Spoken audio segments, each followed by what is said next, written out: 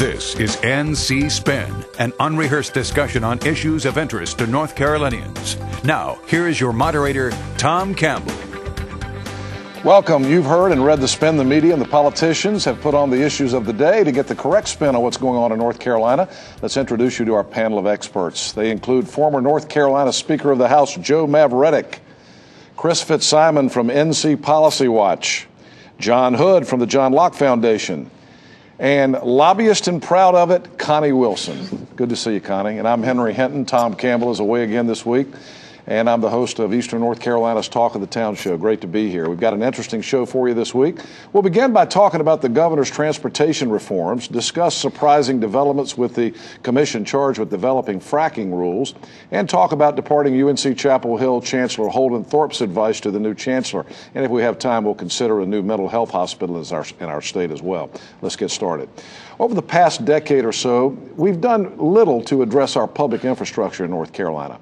Some have estimated the needs to be as much as $100 billion, and Governor McCrory stated during the campaign and in the early months of his administration that he will make infrastructure a major emphasis in his administration, especially in transportation.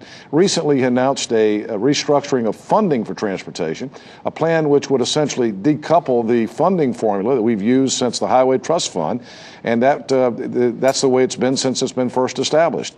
His plan would establish statewide, regional, and local priorities with 40% of the available dollars allocated to priorities having statewide significance, another 40% on regional priorities, and the remaining 20% to local projects.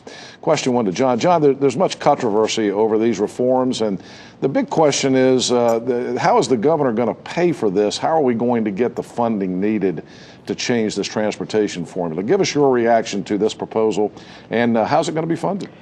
Well, Governor McCrory's proposal, which is going through the legislature now, does not require funding because it reallocates existing projected revenue. So it's not a proposal to increase spending. It's a proposal to reallocate current gas taxes and car taxes towards the highest priority transportation needs of the state. Now, everybody always says, well, we should spend it on the highest priorities. They just have different definitions of what that means. What this proposal would do is emphasize more how many cars are moved per dollar, or how much freight is moved, or how much stuff happens per dollar invested in the highway. And then also related to that, how much economic activity, not how many jobs are created shoveling dirt and laying asphalt, that's not the point. How many jobs are created in the long run by opening up new corridors of commerce or reducing commuting times or whatever it happens. So that's the first step, and it doesn't require funding. The next step, the controversy will start about, well, if we need more funding, do we raise gas taxes? Very unpopular. Do we enact sales taxes? Perhaps not as unpopular, but less connected to driving. Do we raise tolls? Do we do something else? That's really that's the next step. As you can imagine, rural legislators are very concerned about this. We're hearing it all over the state right now. This funding formula has been very controversial for a long time, Connie. But did the rural counties get the short end of the stick here? Well, there's still some questions that are going to be out there, and part of the debate that was at the General Assembly was how much information do we have right now on exactly how the money is going to be allocated, and when will we have information back once we're out of session so that everything's in black and white, we know exactly what we're dealing with. And some of it is kind of a faith-based moving forward. But what's going on right now isn't working. The priorities aren't being met. There's money in some highway districts that are sitting there not being used, others where there's not enough. So the prioritizing is very important. And I also believe that looking at life cycle cost on these road projects, so we're spending less on maintenance down the road. We spend a lot of money on maintenance, and we got to figure out how to be more efficient, and this is one of the ways to do that. One of the arguments about this, Mr. Speaker, has been, you were in the General Assembly, but the years Mark Bassnight was there, Mike Easley, Bev Perdue, a lot has been said about the disproportionate share that the eastern part of the state may have gotten, and some of the metro areas were shortchanged during that time, and the transportation needs and the roads have suffered as a result of that. Is that true, in your opinion? I think it depends on how you manipulate the numbers. If I wanted to come out one way, I'd do it. If I wanted to come out to the cities, I'd do it the same way. Remember that this is 24 years after the Highway Trust Fund passed. It's time to reevaluate it and look at it. But the devil is always in the details. As a matter of fact, 40% going to projects that are of statewide value. What does statewide value mean? Let me give you an example. 158 was supposed to, under the Highway Trust Fund, run from Yancey County over to Pasquotank County, right through the heart of the northeastern Appalachian area of North Carolina. The Department of Transportation for 24 years has figured out ways not to do that. Now, if you interstate quality 158 from Yancey County to Pasquotank County, would that be a statewide project? Well, I think it probably would. I'll bet you it wouldn't come out that way under the way they're going to structure this. Chris, there's been a lot of talk about the politics of building roads in North Carolina. It's always been political to a degree. There's been some changes with the Department of Transportation Board, not as political as it was. And McCrory says this will depoliticize it even further. Is that true? I'm not sure you can depoliticize it further. I think there are terms in here, as Joe mentioned, that have to be defined like statewide. I think the big issue, though, nobody's really talking about, and John referenced it, is no, I don't think anybody disagrees we need more money. One of the things this does is take some money away from highway maintenance. I agree we haven't done a great job, but that doesn't mean we don't have roads that need maintenance. We simply have a funding mechanism that isn't keeping up with the needs. Everybody knows it. There's probably an opportunity to use bonds at some point. Nobody wants to do that now because of our indebtedness. We have one of the highest gas taxes in the country because we have one of the highest highest miles of statewide roads. We have a statewide system. I think one of the things you're going to see, whether it's a good idea or not, is some of the legislative leaders trying to make counties pay for more of the roads so the state doesn't have to, so it doesn't look like we have as high a gas tax as we have. But funding, when we find out how we're going to pay for the additional money that everybody thinks we need, that's the biggest battle. The second one is Joe's that he identified, which is how you define some of these terms. You know, the other thing, the X factor in all this is what's the legislature going to do with it anyway, right? Is the legislature going to ratify this? No. I don't think that's a puzzle at all. We are going to see for the first time on a major issue the shift that's occurred in North Carolina between urban and rural. This is the watershed issue that's going to draw attention to the fact that North Carolina is no longer a rural state, but is a state dominated by 9 or 10 MSAs. And you're definitely going to see the bill passed. Typically, these bills are a big war, and it actually, after a lot of debate, passed fairly easily. In the House, you'll see it pass the Senate, and I think this is going to be one of the first victories for Governor McCrory. Can I say something real quickly. nice to the former governor, Yes, Perdue? absolutely. McCrory's proposal is a good idea. It's actually building on some improvements and reforms that Governor Perdue did to take politics out a little bit more and put hard engineering standards in to decision-making for roads. And North Carolina's roads on a number of indices have actually improved in recent years. All right, good discussion. If you enjoy keeping up with what's happening in North Carolina, you're going to enjoy the website ncspin.com and NCSpin on Facebook. All during the week, our panelists and our viewers sound off with their opinions of this week's events. Be sure to be part of the conversation at NCSpin Tweets, ncspin.com, or NCSpin on Facebook. We'll be right back. NC Spin will return after these messages. Our farmers are among the most productive in the world, even while lacking a stable and reliable agricultural workforce. But the workforce problems in agriculture have reached a breaking point, and food demand continues to rise. Reforms to the immigration system can ensure that farmers have access to the workers they need. The good news is that we still have time to fix this corrosive problem. Tell your congressional representatives that we need comprehensive immigration reform in 2013.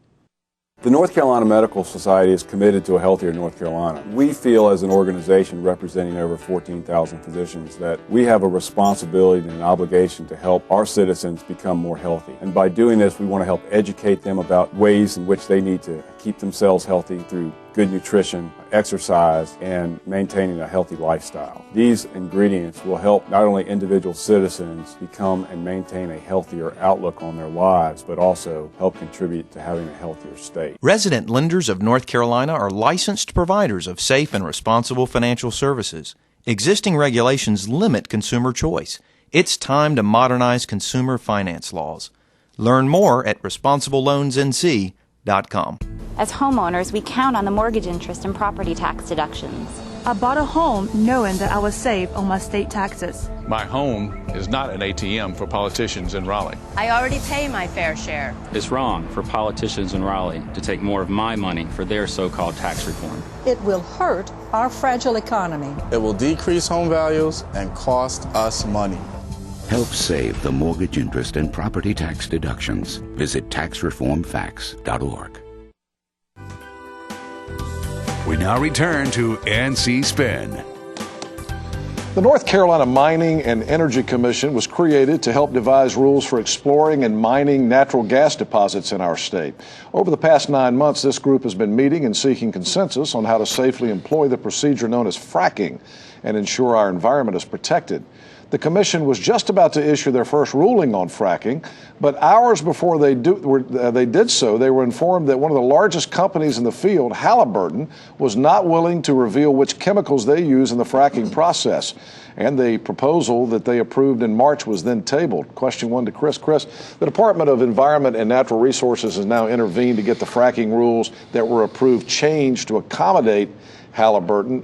What does this tell you about the independence of and even the need for this commission now? Well, I think it's very disturbing. I mean, let's put aside whether or not we should have fracking. The General Assembly has decided that we're going to have fracking in North Carolina. The question is how, where, when, and how safe it's going to be. And we heard a lot during the debate about it was going to be safe, that we were going to have efficient regulations to protect the water, to protect the communities. And here we have an example of a commission, remember, appointed by the leadership of the General Assembly, for the most part. These are people that were handpicked by the people who say fracking is going to be safe. They come up with rules to protect us. One of the key ones is to actually tell people in communities what chemicals are being injected. And then right before this rule is issued, a major energy company, everybody knows, Halliburton, you mentioned their name, steps in behind the scenes and says, no, we really don't want to do that. The department then intervenes. If Halliburton had an objection, it should have been part of the long hearing process. It should have been aired in open hearings. We should have had a big discussion about this. And I think the perception is that big energy companies are calling the shots, and I think that gives a lot of people pause about the safety of this operation. The whole Halliburton thing seems to have made a controversial issue more controversial, John, but Halliburton says, they have company secrets that they should be able to keep and not show the world. Diener stepped in and said, we got to be careful about this. There could be a legal challenge here if we push Halliburton too far. What do you think? Well, first of all, this would have been less controversial if a different company had been involved. Maybe BP would have been worse, but other than that, Halliburton is sort of like, hit the red flag, hit the red button. This is an issue of trade secrets. It absolutely is. On the one hand, the public has a right to know how water is being used, what is being put into the water. The argument that some of these companies make is, if we disclose the chemicals but not the recipe, which nobody really is forcing them to disclose the, what percentage of chemicals and all that. But if we just list the chemicals, that will give our competitors a sense of how we do things. Surely there is a solution that does not subject the state to legal liability, which was part of the argument that Diener was making, but also allows the public to know what is being injected into the water table, well, not in the water table, but into the well as part of the fracking process. That is a legitimate thing that people ought to know. One of the things, Connie, that is become in vogue to say now, we don't even know how many gas deposits, how much natural gas do we really have under the ground anyway. Do we need to allow more testing before we go down this road anyway to see if the gas is really there under the ground here in North Carolina? Well, there are large companies that are looking here in this state. They have a good idea what's pretty much under the ground. They've done some testing already. And back to the Halliburton issue, it's really kind of like the Kentucky Fried chicken, the Colonel's secret recipe. I'll get it out eventually, the original recipe. And the understanding that I've been hearing around the General Assembly now is that they are supportive of having people know what the chemicals are. It's just not the percentages that they're looking at. Joe, this has been so controversial from the get-go. Is this a dangerous, is this a slippery slope for the Republicans now? Does this make this even more dangerous for Republicans and call on them to be even more transparent? I think public perception is not moving in the direction that the Republicans want, the administration wants.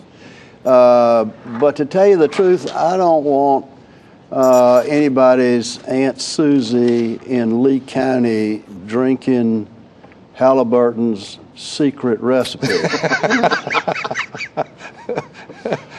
But it is important to remember that fracking happens way, way, way below the water table. Now, the argument is that there might be seepage and there might be... I don't think that's an argument. I think that's absolutely true. Also, if you're going to test things, I think there's a company, I can't remember the name of it, but since we're naming companies, I think it's called Bencor, that already has a process being used in Texas which mitigates all of these chemical issues, and they're not being heard from at all, and I wonder why. You know, the other thing, Chris, that strikes me is this is so technical.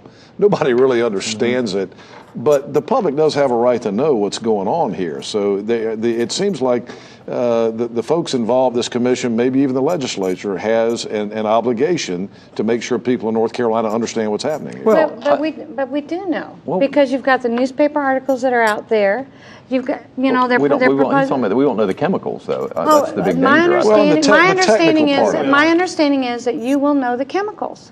Yeah. And that's what's important. What they're trying to avoid is disclosing, again, the recipe. And I can tell you the secret recipe of Kentucky Fried Chicken is grease. So, let's hope that Halliburton's not pumping that in the ground.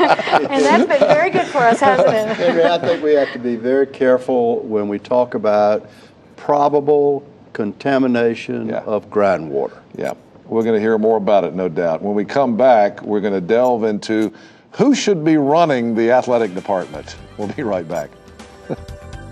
NC Spin will return after these messages. North Carolina hospitals keep our communities and families healthy with quality, affordable care.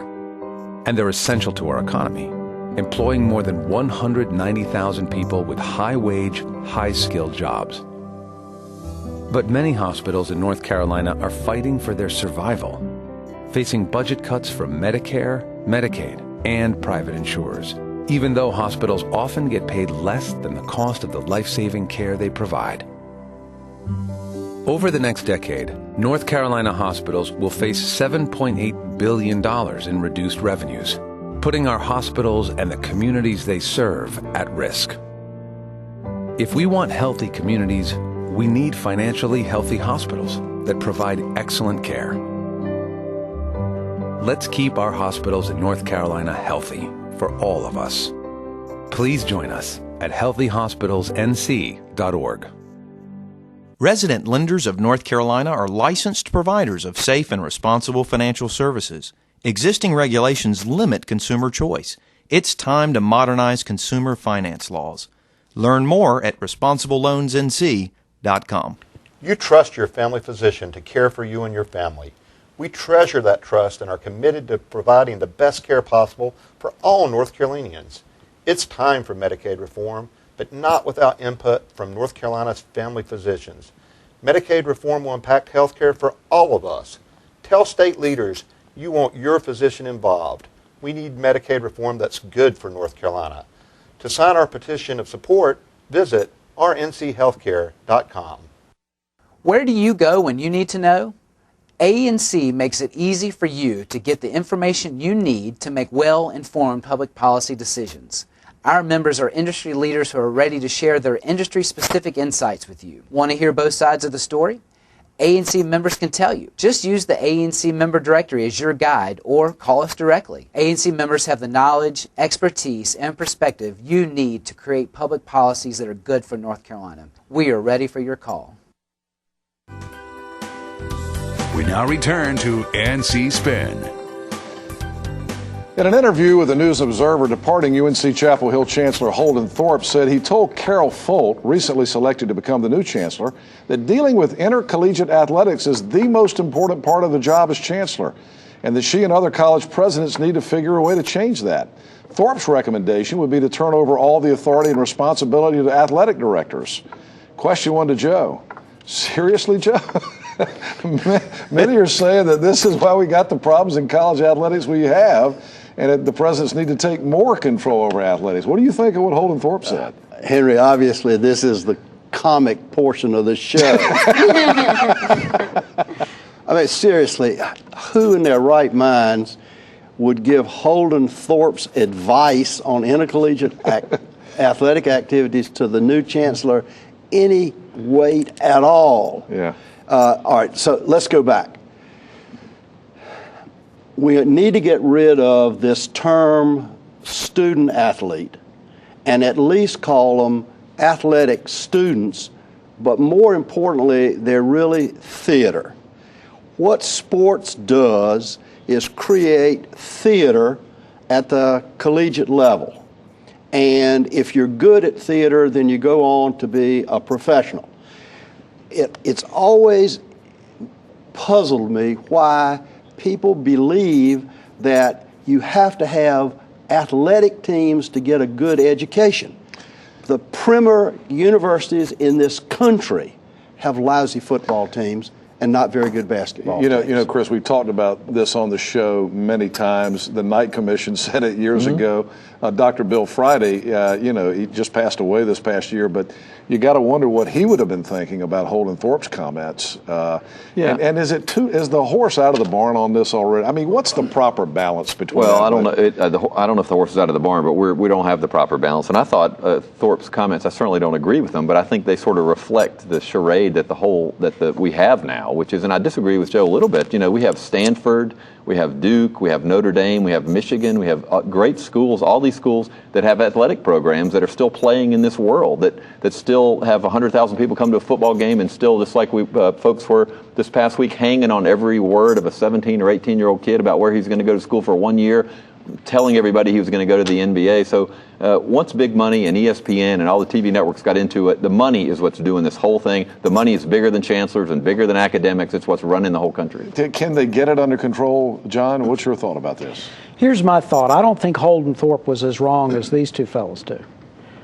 He proved himself to be incapable of managing intercollegiate sports, but he's admitting that. That's his whole point, is if you're going to hire university chancellors or university presidents out of academia and their skill set is chemistry or managing faculty or teaching students, they are unprepared to manage multi-million-dollar business operations. So I think the logic of this, and we're not going to get rid of intercollegiate, professional sports that is played in theoretically amateur ways. What we ought to do is hire different kinds of leaders for universities who are business managers, have the academic side of it run by a provost who really has control over the academic side, and let the semi-professional sports team be a separate entity. Well, the issue here is not going away, but Connie, very quickly, your thoughts on this. Was Holden Thorpe just wrong on this, or was he partially right, as John said? I wouldn't agree with him. And what I've seen over the years is that it's very important to have one person in charge, and that person's vision is funneling down. And when you have